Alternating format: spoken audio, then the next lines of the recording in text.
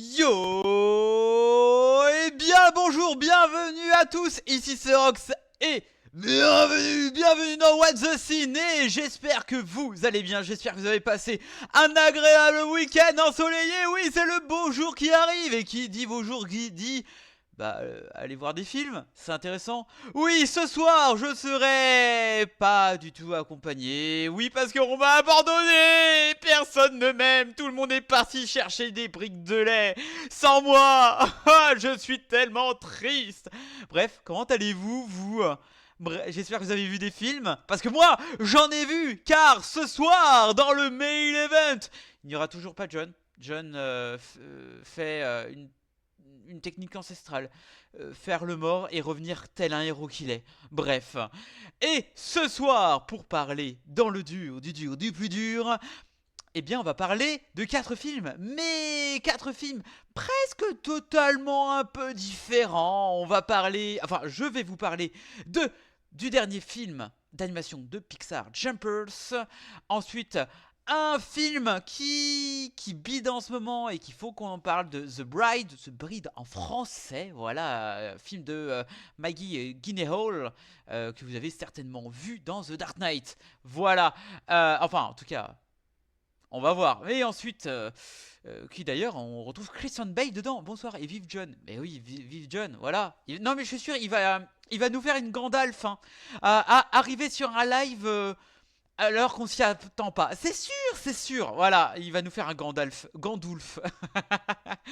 Ensuite, on ira du côté d'Amérique pour aller avec Monsieur Arlette et Laura Dern dans Is This Thing On. Voilà, le titre est un peu pas ouf, mais il fallait que je vous en parle. Et on remontera le temps dans les années 1930, enfin 1930 dans le film, parce que pour les 35 ans, le film La Famille Adams est ressorti et il fallait que je vous en parle. Voilà, John, c'est Roman Reigns, il vient 3 fois par an. Mais parce qu'on le vaut, on le vaut bien.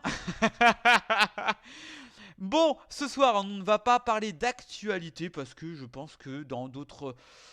on vous parlera dans d'autres circonstances d'actualité, que ce soit avec le rachat de Paramount sur la Warner, que sur les Césars et bientôt les Oscars. Bref, il y aura à boire et à manger. Bref, j'ai pas trop envie de parler d'actualité, j'ai envie de parler film. Bref, Pawa, j'espère que tu as vu au moins 2 films ce soir.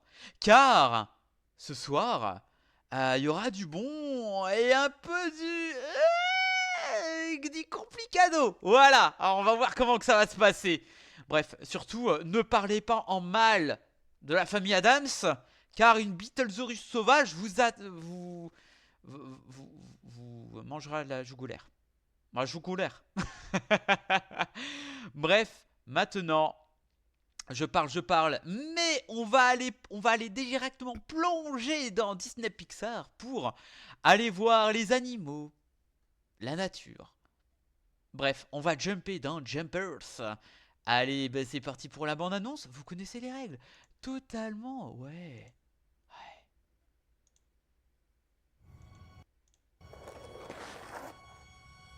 On a réussi, Mabel. Après des années de travail, cette technologie révolutionnaire nous donne un accès sans précédent au monde animal. On met ça dans ça. Oui, ça dans ça. Ça dans ça. Pour résumer, vous avez créé un faux animal. C'est ça. Qui fait croire aux autres animaux que vous êtes un animal. C'est ça. C'est dingue. C'est comme dans Avatar. Ça n'a rien à voir avec Avatar. Mabel, sois prudente.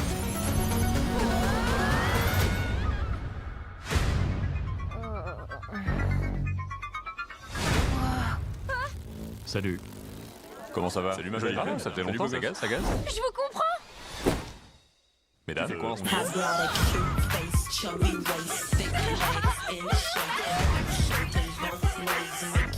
Et ils étaient dans la même tanière. Mais non.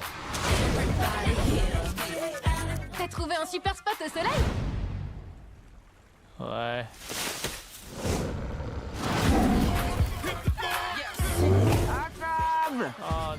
Ah si.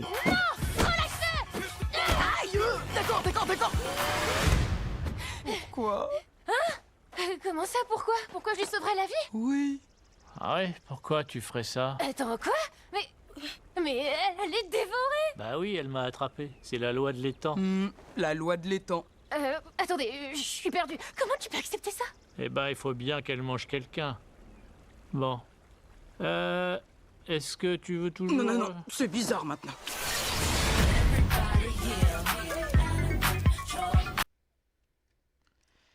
Et on commence par du lourd, du très très lourd, messieurs dames, avec Jumpers.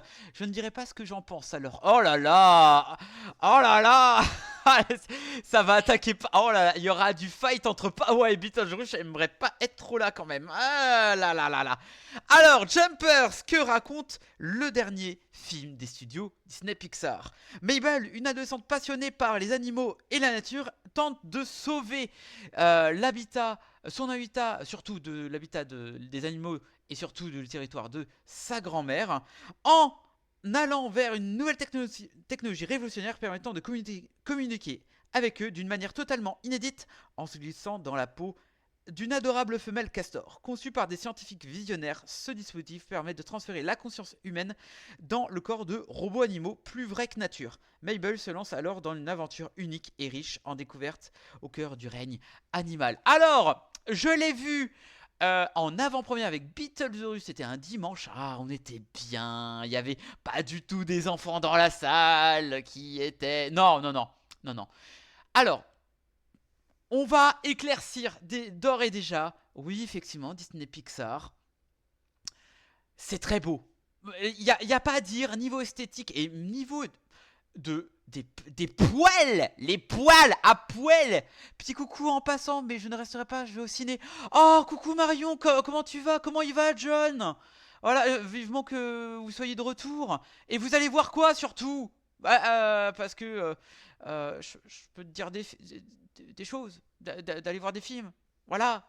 Bref, ça fait plaisir, Marion, que tu sois là. Voilà. Elle s'appelle Ama, la fameuse Castor Ama. Oh la vache! Bravo Pawa, bravo, on applaudit. Alors, oui, pour revenir, c'est extrêmement beau. J'ai trouvé ça génial. Et niveau des sketchs, j'ai trouvé ça très drôle. Marion, tout le monde va bien. On va voir Couture et la Maison des Femmes. Couture, ça me disait pas plus que ça. La Maison des Femmes, pourquoi pas, mais j'ai pas le temps. Mon esprit glisse ailleurs. Mais il faudrait, mais il y a trop de films à voir. Si éventuellement tu pourras revoir la rediffusion, alors je te conseille le film avec Bradley Cooper et Laura Dern. Tu verras, je ferai sans spoil. Mais en tout cas, je te fais des bisous, bon cinéma et des bisous sur les 4 joues à John. Voilà. Donc du coup, oui, c'est extrêmement beau. Les sketchs sont très drôles. J'avoue que durant 2 heures, facilement la première heure, c'est des sketchs, de la découverte, un peu d'émotion, car on voit un peu Mabel qui est...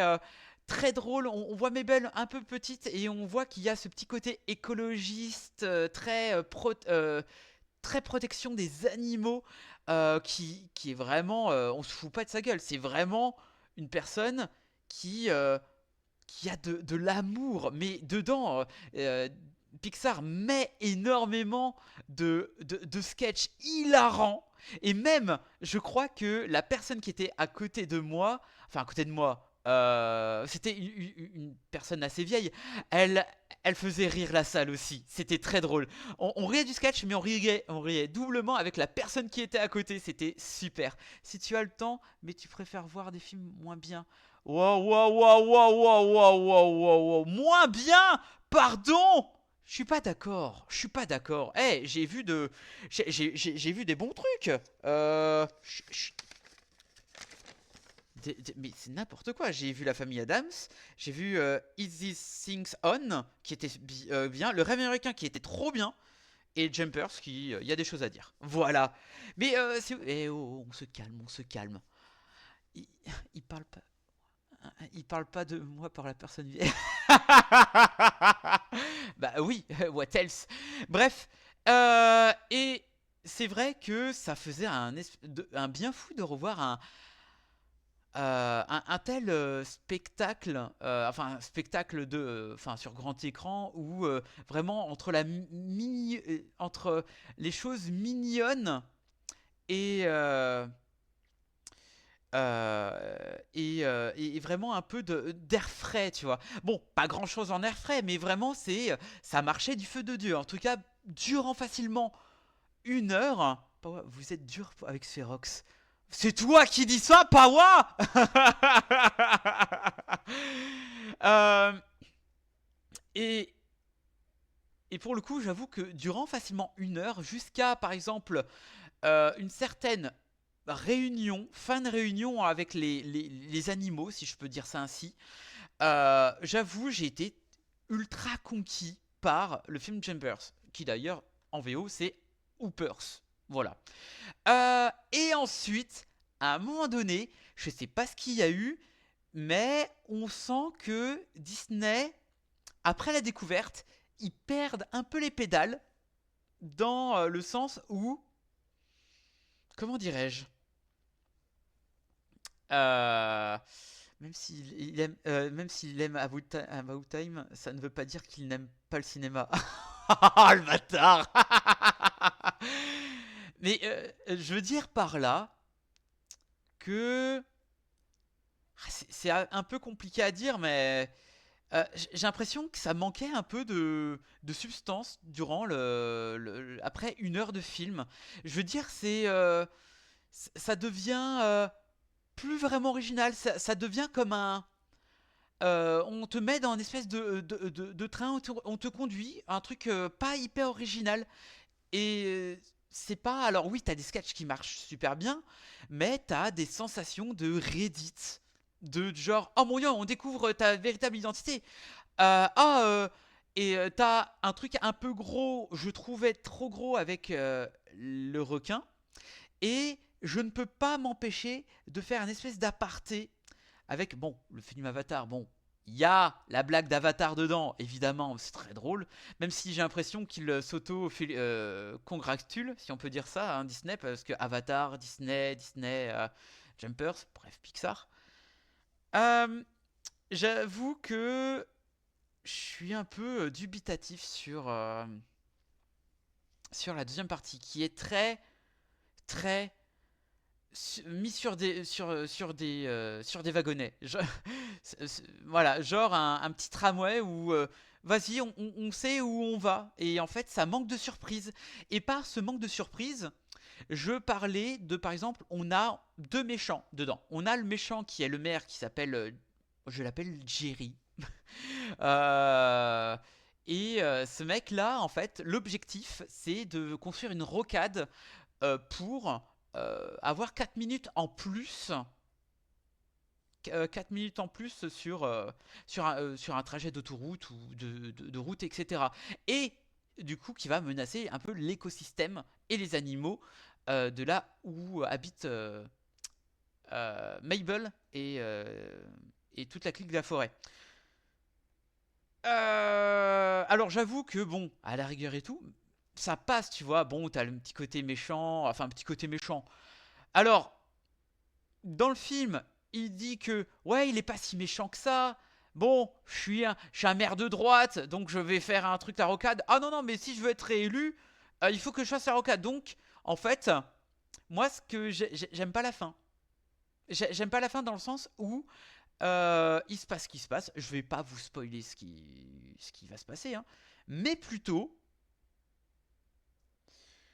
qu'il n'y a pas réellement de fin, enfin on n'a pas véritablement de résolution par rapport à la rocade.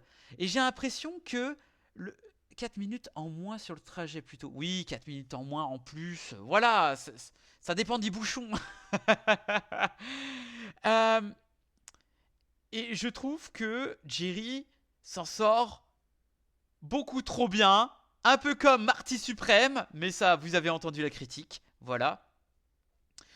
Et que finalement, il n'a pas totalement tort. et Mabel non plus, donc on va faire un 50-50. J'ai l'impression que ça parle du Parti Socialiste avec, avec le gouvernement. Oh, on a qu'à faire 50-50 quand même. Enfin bref, j'ai trouvé dans cette mignonitude, dans facilement allez, le trois quarts du film, tu peux te dire, ouais, à la rigueur, milieu trois quarts du film, tu dis, ouais, on est focalisé sur Mabel et que euh, sur son débat, sur sa lutte contre cette rocade et Jerry qui est dit comme quoi, et montré aussi que c'est un maire sympathique, sympathique, que tout le monde est content, qui d'ailleurs, il y a un truc qui me perturbe, genre dans cette ville, je ne sais pas combien il y a d'habitants, il y a personne d'autre que Mabel qui est contre le maire, vraiment. Bon, ça compte pas les scientifiques parce qu'ils font rien, mais ils font rien du tout. Il y a pas de genre Mabel est la seule écologiste dedans. Enfin, moi, ça me perturbe. Vous savez que la rocade de Bordeaux, 45 km, est la plus grande en France maintenant, vous le savez. Eh ben, merci bien. Et tu sais que c'est une des rocades les plus chargées de France. C'est vrai en plus. C'est terrible, c'est terrible. Pour revenir à Mabel et tout, j'avoue que le côté écologique, fable écologique, marche super bien, mais ça... La fin est complètement tuée en fait à la fin. Et il y a pas, c'est vraiment ce petit côté écolo, mais pas trop à la fin. Donc du coup, je suis un peu... Et je me suis posé la question, est-ce que c'est le fait que peut-être que j'ai mon œil d'adulte et que je réfléchis beaucoup trop pour peut-être un film qui veut être lisse pour plaire à tout le monde? Je sais pas si, par exemple, Pixar, peut-être avec la nostalgie et tout, j'arrive pas à savoir si c'était aussi lisse avant. Genre, je me rappelle pas que dans en tout cas les 3 premiers Toy Story, c'était aussi lisse, hein. Il y avait quand même il y a des choses drôles, des méchants, il y avait quand même des choses intéressantes où ça allait du but en blanc. Là, j'avoue, la fin m'a un peu... Ah oui, autre chose. On l'a vu en version française et je tiens à dire que Artus, qui joue le rôle du roi des castors, je le trouve très très bien. Mabel, je sais plus qui le fait, mais les voix françaises sont très très chouettes. Et je suis Team VF, oui, faut le dire. La VF, en tout cas, là, marche du feu de Dieu. Après, peut-être aussi en version originale. Mais enfin bref, voilà. Et j'ai l'impression que ce film-là... Alors, j'attendais peut-être un peu beaucoup. Mais je sais pas si j'ai perdu mon âme d'enfant ou alors que Disney Pixar a été trop poli par le rachat de Disney et que Disney veut à tout prix parler à tout le monde, quitte à effacer des trucs importants. Genre par exemple, je sais que à l'origine Hoopers, qui devait s'appeler, enfin Jumpers s'appelait Hoopers, voilà, bref, j'ai déjà dit, il y a eu un changement de scénario pour plaire déjà à tout le monde et que ça fasse un peu moins politique. Je m'explique. Hoopers devait généralement avoir une espèce de lien avec Mabel. Mabel était plus une représentation d'une personne transgenre avec les animaux. C'est un peu difficile de vous expliquer, mais pendant le processus créatif de Hoopers Jumpers, bref voilà, l'héroïne devait avoir un côté beaucoup plus LGBT, un peu comme Elio, mais ils ont enlevé parce que pour plaire à un maximum de personnes, sans trop égratigner, sans trop faire chier les magas. Voilà. Voilà, mais... Encore la politique, Mathieu? Mais totalement! Comment ça, en VF, tu n'as pas honte? Mais écoute, moi, quand je vais voir un film d'animation, moi j'aime bien le voir en VF, moi, ça me dérange pas du tout. Enfin voilà, moi enfin voilà, moi j'aime bien, ça dépend. Après, si c'est manga, effectivement, je préfère en version originale parce que je sais pas, ils ont ce petit côté vraiment mieux. Ah, je le dis, voilà. Voilà, c'était pour la petite anecdote pour Hoopers. Qu'est-ce que j'avais à dire d'autre? Si vous ne l'avez pas vu, vous pouvez aller le voir, il n'y a aucun souci pour cela. Mais je sais pas. Je sais pas si vous aurez ce même aperçu que moi sur ça. Et je suis. J'ai quand même passé un bon moment, même si je suis un peu déçu. Même si je l'ai noté bien 3,5 parce que l'animation, les sketchs marchaient bien, mais c'était un roller coaster à la fin. C'était pas hyper bien emmené, je trouvais. Après, ce n'est que mon point de vue. Peut-être que je suis chiant. Peut-être. Que dis-je? Peut-être. Bref.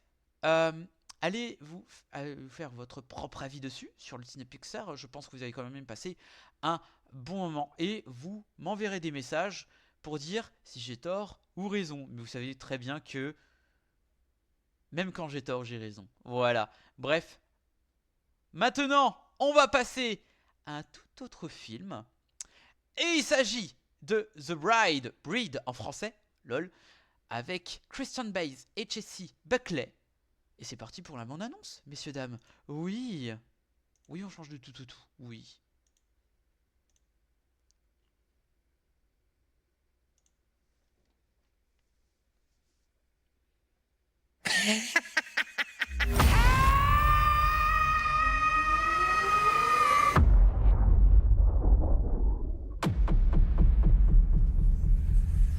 Est-ce que j'étais la même avant l'accident? Ce n'était pas un accident. Chacun de nos gestes était délibéré.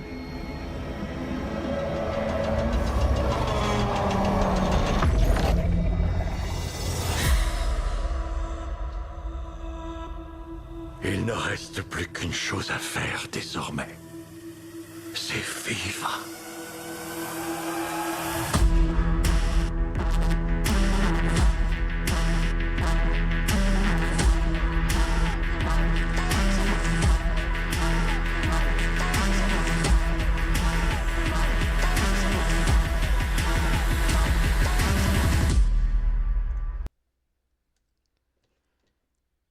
Alors, The Bride, peut-être que vous l'avez entendu parler. En tout cas, j'en ai entendu parler. On l'avait avec Beetlejuice.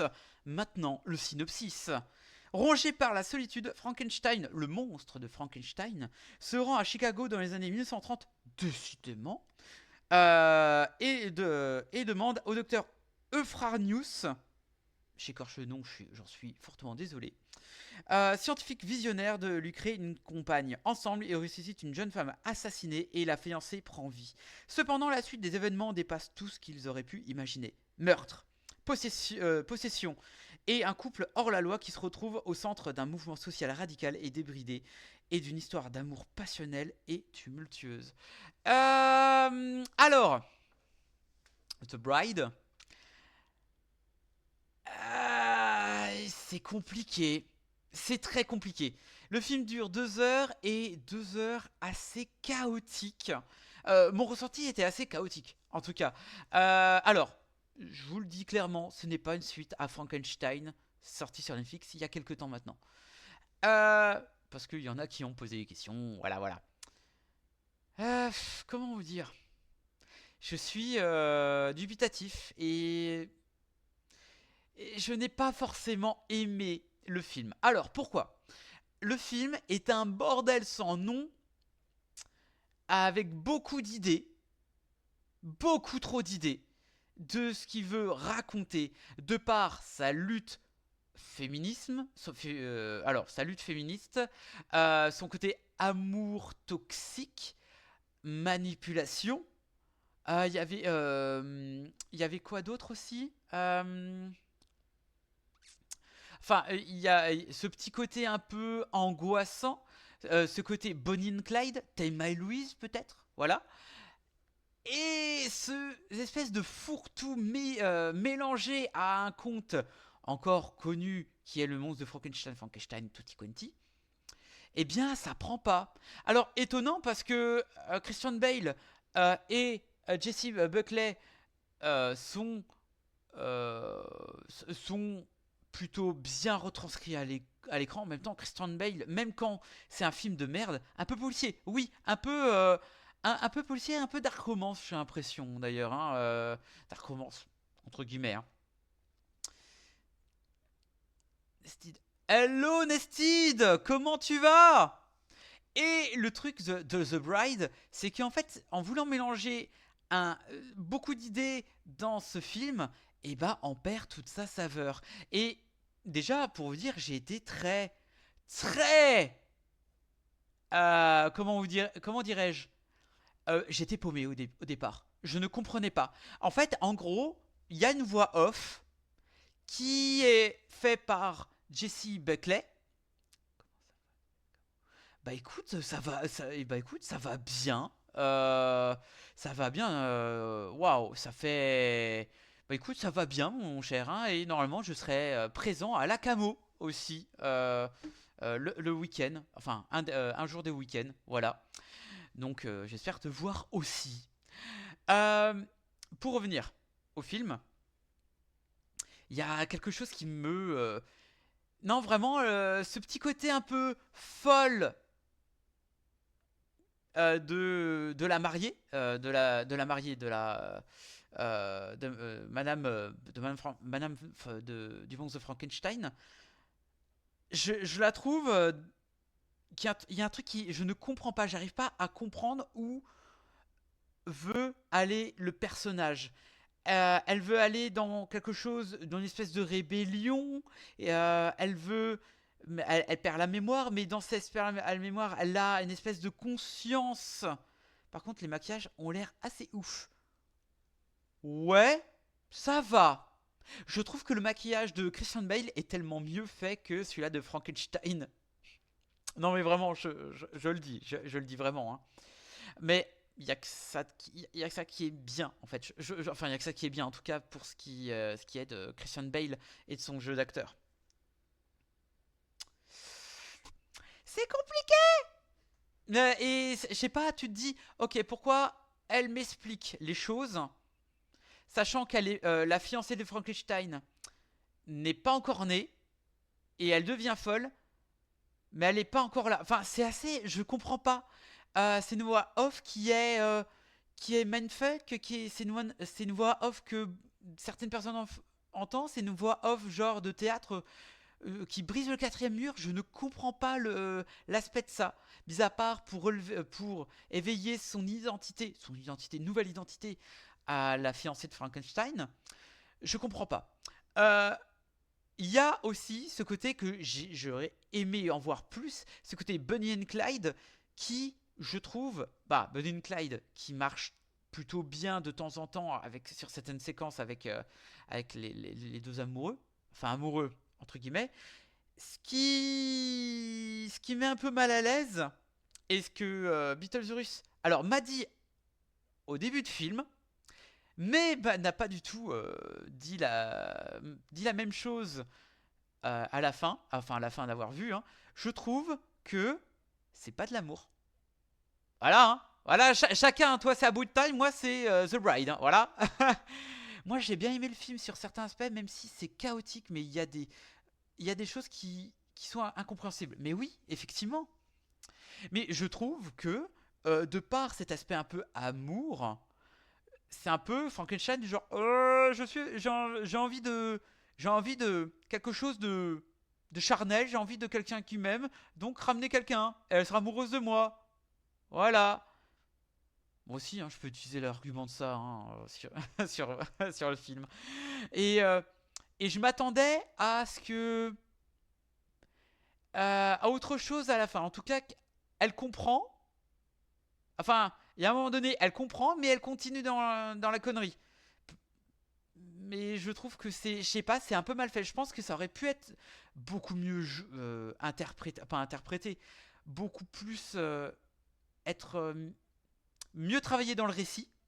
Parce que là, ouais, c'était compliqué. Voilà, cet amour un peu surnaturel ne marche pas superbement bien. Il y a quoi aussi? Il y a aussi le côté un peu film enquête policier qui est interprété par une autre actrice connue. Je sais plus comment elle s'appelle. Alors attendez. Alors The Bride.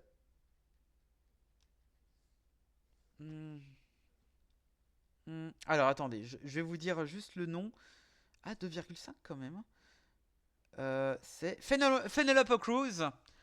Coucou, j'ai pu être là, mais je passe quand même pour dire bonsoir et soutenir Go Gadgetto. Merci mon brave, j'espère que ça se passe bien ta réunion. Cruz, oui, Penelope Cruz. Oh, merci du follow, mon cher, merci. Et je suis l'utilisation de Penelope Cruz qui est en binôme avec une autre personne, je trouve que ça floppe. Hein. Enfin, ça floppe entre les deux. Juste pour faire le genre, la femme a un instinct, elle comprend mieux l'enquête que lui. Et de par ça, ben, elle va prendre le rôle de shérif pour l'utiliser son rôle à la fin. Et ben moi, ça passe pas parce que il y a des scènes un peu crues dedans. Qui d'ailleurs, j'ai appris que ces scènes crues auraient pu largement être plus crues que ça.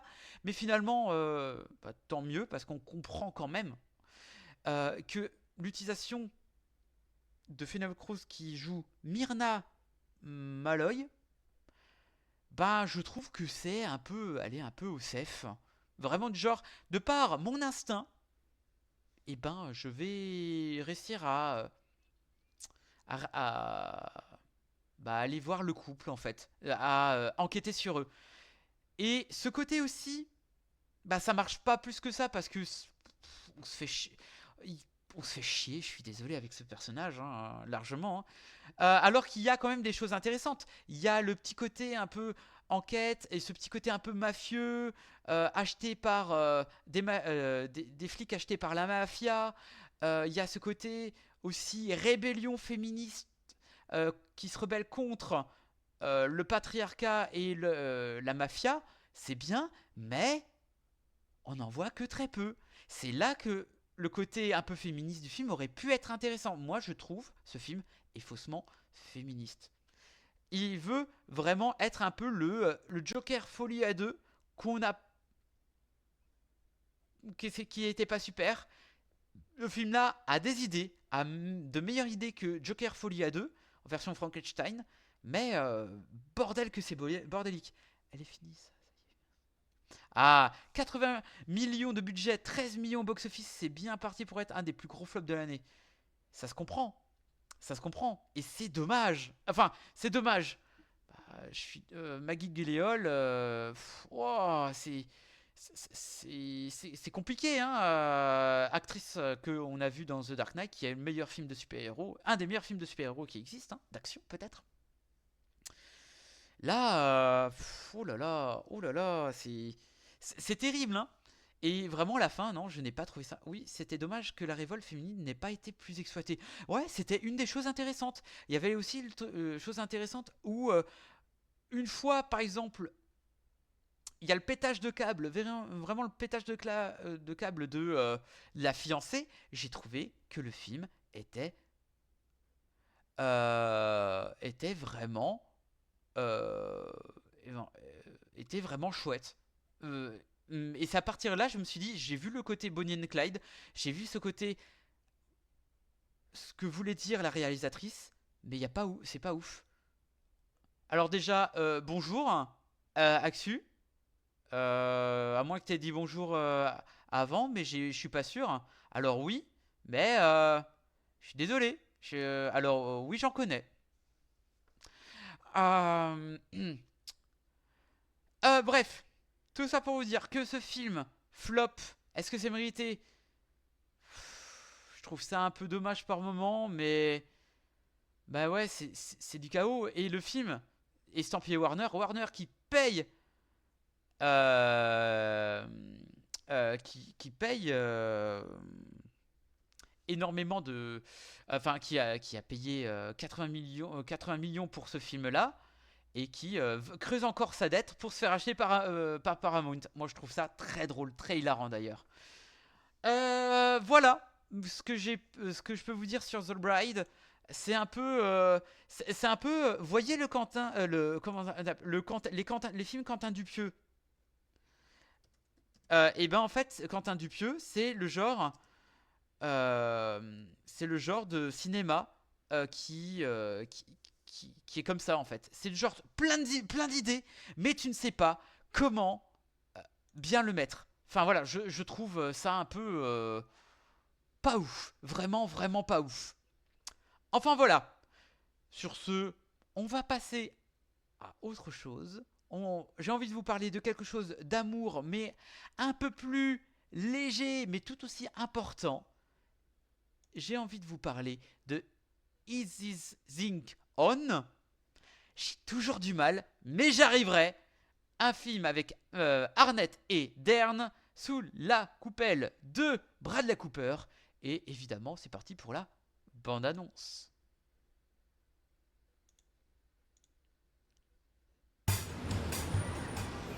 C'est 15$ l'entrée. Pour prendre un verre? Ouais. Pourquoi elle paye pas les 15$? Elle s'est inscrite à une scène ouverte. Ce soir, on va changer un peu la donne, alors faites du bruit pour Alex Novak.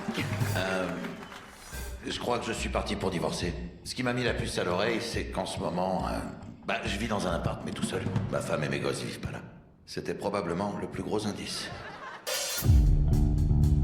C'est quoi le problème? Je suppose qu'on a fini par totalement s'éloigner l'un de l'autre. Tous les deux, vous êtes très différents. Ah, parce que toi et papa, vous êtes des clones. Tu sais que ton père a immigré dans ce pays. Je suis au courant. Et que je suis le genre de femme attirée par tout ce qui est exotique. Sérieux, maman?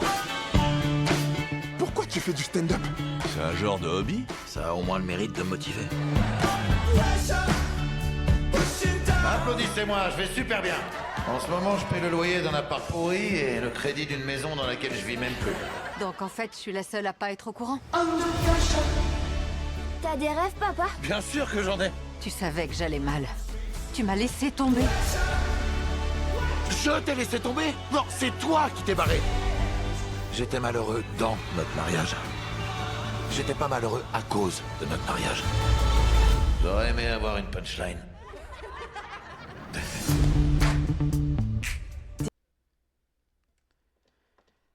Alors, hop. Alors, le film. Là, évidemment, je vais vous parler du petit synopsis. Le mariage d'Alex et de Tess ne tient plus qu'à un fil. Alex doit soudainement affronter les doutes de la cinquantaine et les menaces d'un divorce imminent. À la recherche d'un nouveau souffle, il se lance dans le milieu du stand-up new-yorkais, tandis que Tess remet en question les sacrifices qu'elle a faits pour leur famille.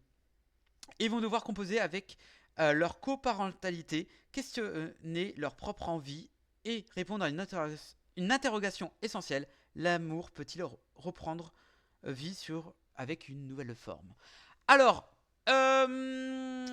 j'ai beaucoup entendu parler en bien de ce film de par les réseaux sociaux, Letterboxd, tutti quanti. Et j'étais pas, au début, pas très... j'y allais pas à pieds joints dans ce film-là. Mais on m'a dit, t'inquiète, paupiette, vas-y. Même si c'est pas ton genre de cinéma. Et en plus, c'est Bradley Cooper qui est avec la caméra. Donc du coup, j'ai dit, bon, ok, pourquoi pas? Maybe why not? Comme diraient les jeunes. Du coup, j'ai passé une très bonne séance. Oui, j'ai passé près de 2 heures à avoir des personnes. L'affiche est une catastrophe absolue. Ouais, j'avoue, c'est pas ouf l'affiche. C'est vraiment pas ouf. Et ils auraient pu faire un peu mieux. Hein. Mais j'ai passé un très bon moment. Vraiment, je m'attendais pas à un peu rire, à avoir un peu d'émotion et avoir un peu de relief un peu avec ma vie, et enfin ma vie entre guillemets, dans le sens où vous savez, en fait il y a une scène où j'avais discuté avec Beetlesaurus, où il y a une scène qui m'a vraiment percuté. Cette scène-là, en fait, c'est t'as l'ex-mari ou mari, bref, qui est hyper content d'offrir quelque chose à Laura Dern, et ce Laura Dern, eh ben, n'est pas contente, et du coup va avoir une discussion de par les visions des choses, la vision des événements, la vision de l'objet, en fait, qui pour lui, par cet homme, cet homme pensait bien faire, et Laura Dern dit oui, mais cet objet n'est plus moi. Cet objet, voilà, cet événement, cet objet n'est plus moi, et enfin, c'est très différent, tu vois. C'est pas ça, voilà. Et en fait, je peux pas trop vous en dire, parce que pour moi, je trouve que c'est une scène clé du récit. Je trouve ça génial. Et en dehors de cette scène que je trouve grandiloquent, il y a vraiment ce côté caméra. Je vais revenir sur un peu la technique. Bradley Cooper filme ces personnages dans l'intime, sans pour autant les mettre un peu dans le ridicule, mais vraiment, t'as l'impression d'être avec eux. T'es dans le salon, t'es sur le canapé, mais vraiment la caméra, elle est genre, je te parle, genre là, tu vois, là, je te parle, mais vraiment ce petit côté filmique, ce petit côté vraiment intime, je l'ai trouvé hyper bien pensé, vraiment très chouette, et de manière à ce que la caméra filme, il y a ce côté vraiment de vie des cinquantenaires qui se posent des questions. Et je pense même qu'il n'y a pas beaucoup de films qui est capable d'aussi bien mettre en mise en scène des choses qui peuvent arriver à des personnes qui ont 50 ans, avec des 20 ans de mariage, etc. Moi, je trouve ça très bien, sans tomber dans les caricatures. Parce que là, le film ne tombe pas dans le genre ah, je crois que tu m'aimes, vas-y, on s'embrasse, etc. hein. Non, non, non, on oublie ça. Et ça fait du bien d'avoir un film américain qui est vraiment, qui revitalise vraiment des couples qui sont plus dans la fleur de l'âge, tu vois. Et ça marche super. Et même, je trouve que Bradley Cooper, qui est aussi derrière et devant la caméra, il interprète le frère d'Arnett, enfin le frère d'Alex. Et je le trouve génial, parce que en fait, il va avoir ce petit côté miroir avec son frère, genre, j'aurais pu être comme ça, je pourrais être ainsi, pourquoi tu n'as pas fait ça, etc. Et vraiment, ce petit côté, vraiment, où t'as des amis, voire frères, qui vont te donner des conseils, alors que, bah, il y a cette espèce de relation entre hommes, qui est très différente entre relation entre filles. Je trouve ça génial, vraiment, très très chouette. Ah, je l'ai vu en VSTFR. Qu'on me dise pas que ah, tu l'as vu en VF, peut-être que non, non, non, je l'ai vu en VSTFR. On se calme, voilà. Et c'est très chouette. Et avec grand plaisir, je la vois en version française cette fois-ci. Hop, voilà. Et c'est ultra dommage que le film ne trouve pas. Enfin, beaucoup n'en parlent pas. Et pour moi, je pense que je le reverrai avec grand plaisir. Et qu'est-ce que je peux vous dire de ça? Et je pense que oui, le côté un peu humour dedans marche bien. Vraiment, il marche bien, sans trop y aller, tu vois, sans se moquer. Je trouvais ça génial. Non, mais vraiment, si vous avez le temps de le voir. Il est très chouette. Alors, dans une salle de cinéma, voilà, parce que c'est un film qui a besoin vraiment besoin d'être vu. Voilà. Et merci Bradley Cooper, qui, en plus d'être un très bon acteur, est un très bon réalisateur. Voilà. Et pour moi, c'est ma reco, une de mes recos de la semaine, et j'y reviendrai dans mes recommandations. Bon, en recommandation, messieurs, dames, on va passer à un autre film d'amour, un autre film gothique, un autre film des années 30, enfin années 30, voilà. Un film qui a fêté ses 35 ans cette année-là, pardon.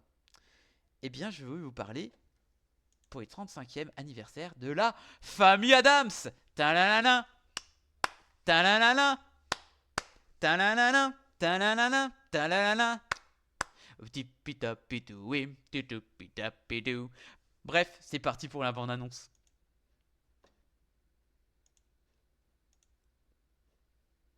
C'est comme un rêve. La nuit où nous nous sommes rencontrés ressemblait fort à celle-ci.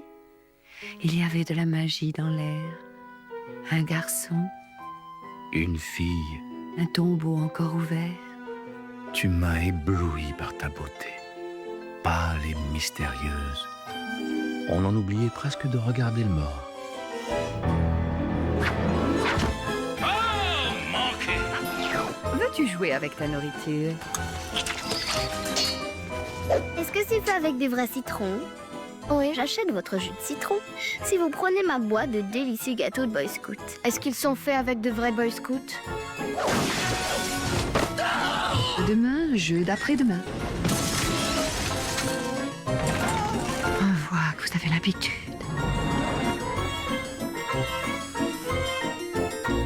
Cette nuit, tu ressemblais à un démon hurlant à la mort.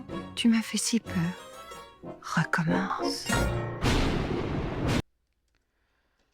Ah, le meilleur pour la fin. Enfin, un des pires. Pardon, c'est pas ce que je voulais dire.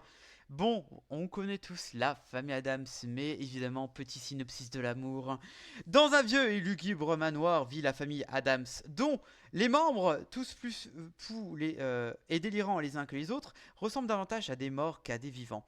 Il y a 25 ans, l'oncle Fester ou Fétide a disparu des suites d'une histoire de rivalité amoureuse. Tous le regrettent et voici qu'il réapparaît. Est-ce lui ou un imposteur ?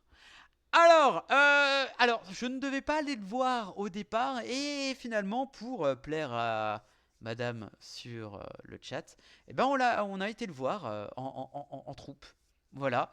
Et alors, pour la petite histoire, je me rappelle plus trop l'année dernière. Je sais que je l'ai vu, je me rappelle de l'intro, mais impossible de me rappeler vraiment de la famille Adams. Mais l'intro m'a...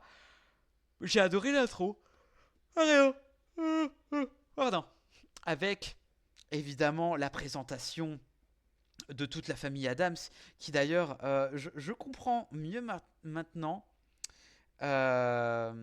Je comprends mieux maintenant que... alors, attendez. Il est où Voilà.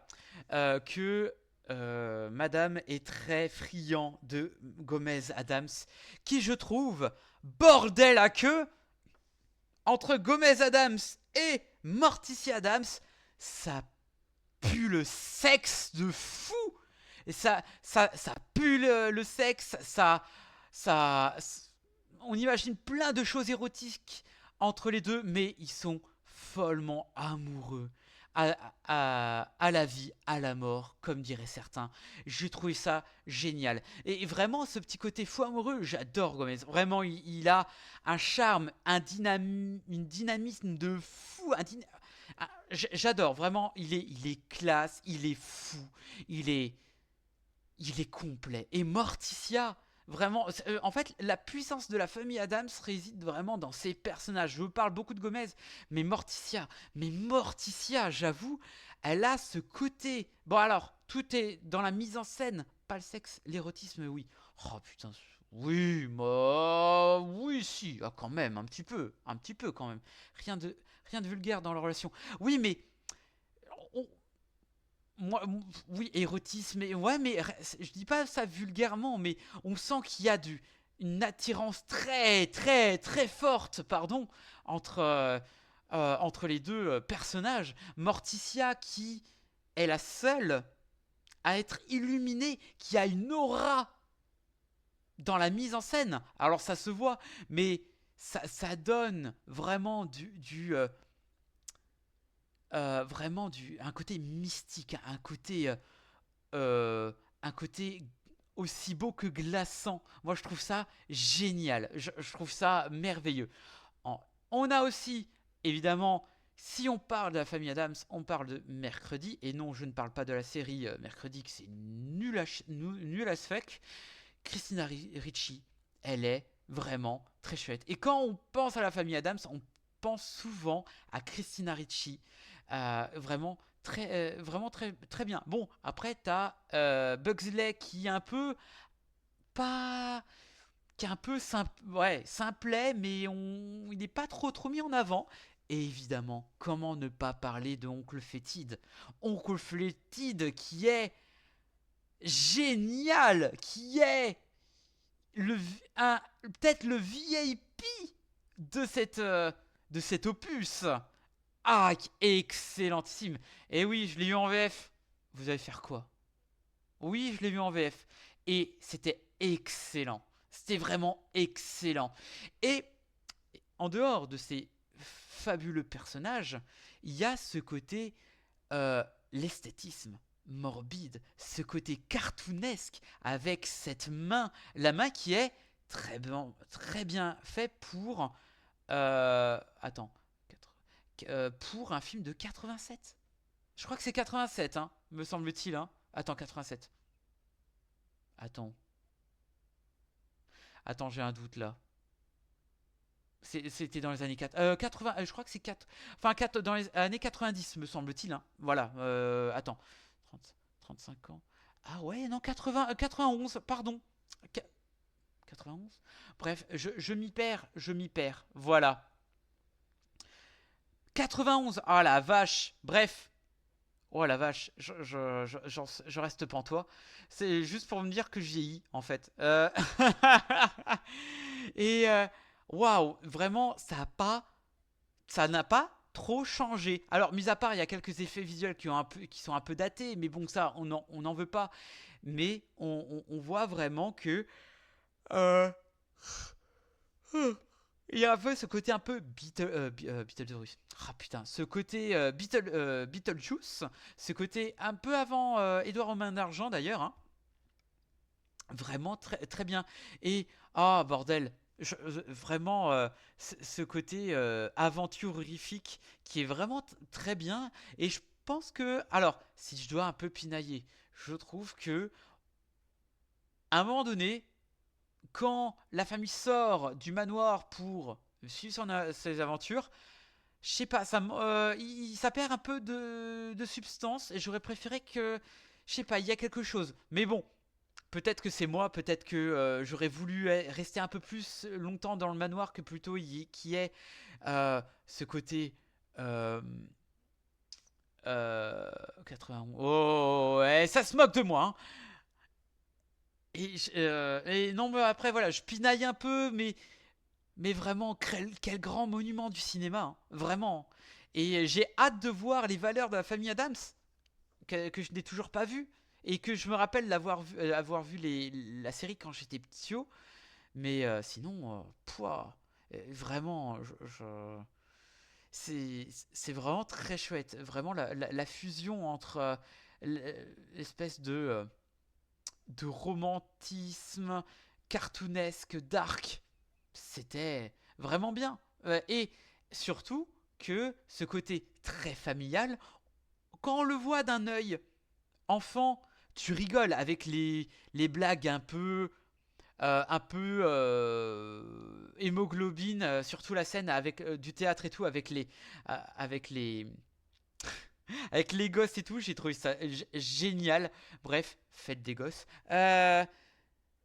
Et surtout, par exemple, quand tu es enfant et tu vois un peu l'aspect très érotique entre les parents Addams, c'est génial. Enfin, tu rigoles sans comprendre. Et quand tu as ton œil d'adulte, tu te dis ah ouais, c'est bien dosé, mais il faut comprendre, hein, il faut être un adulte. Enfin bref, voilà.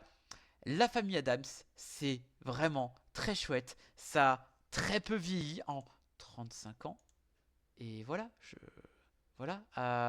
c'est très chouette. Donc je sais pas si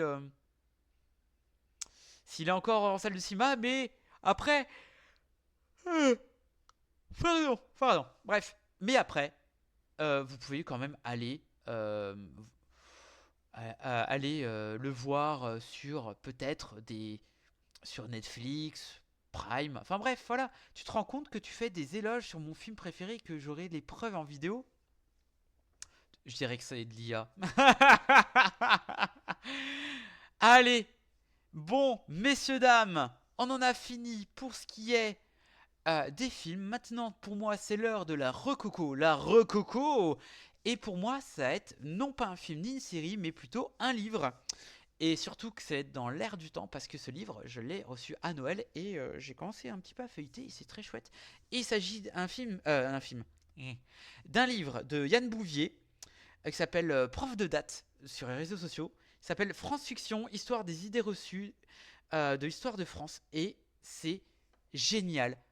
Un énorme bouquin qui va de très loin jusqu'à, on va dire, la Seconde Guerre mondiale, voire même peut-être un peu plus. Donc c'est très bien. GG, allons nous abonner au network de l'AEW. Ouais, j'avoue. Donc c'est très chouette. C'est un bouquin d'utilité publique pour montrer que les manipulations de l'histoire, genre par exemple, oui, Pétain a été élu par les gens de gauche, etc. Niquez-vous. Ce film-là, putain, j'en veux vraiment au film. Hein. Ce livre-là, c'est vraiment fuck tout ce qui est manipulation d'histoire fait par surtout la droite et l'extrême droite. Donc, je peux que vous conseiller. Il est à 22,95 €. Il est encore disponible Fnac, librairie du coin. Vous allez apprendre des choses sur les Mérovingiens, sur Clovis, sur la guerre, sur les Gaulois, voilà. Et c'est très chouette. Donc allez vous faire votre propre avis, mais surtout allez voir ce qu'il fait sur les réseaux sociaux. C'est d'utilité publique. Voilà, c'était mon petit coup pub.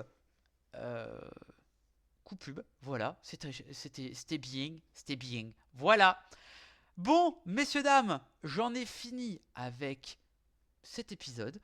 On peut se donner rendez-vous éventuellement dans 2 semaines. Le Mérovingien comme le méchant dans Matrix. Oui, effectivement, sauf qu'il insulte un peu moins les gens. Voilà. Du coup, le prochain épisode sera le 23.